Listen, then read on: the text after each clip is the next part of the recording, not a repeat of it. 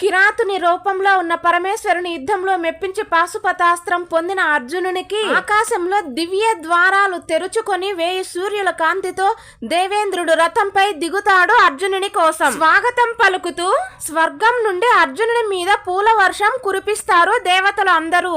పార్థుడు వచ్చాడు. భూమిలో శౌర్య సింహం, స్వర్గంలో దేవతల అతిథి అంటూ గంధర్వులు గానం చేస్తూ ఉన్నారు. చంద్రకాంతి మెరుపులు, మృదువైన వీణా వాద్యాలు, బంగారు రత్నాలతో మెరిసిపోయే భవనాలు, అయోధ్య చక్రం, వజ్రాయుధ విద్య, దేవాయుధాల రహస్యం, దేవతల శక్తుల నియంత్రణ.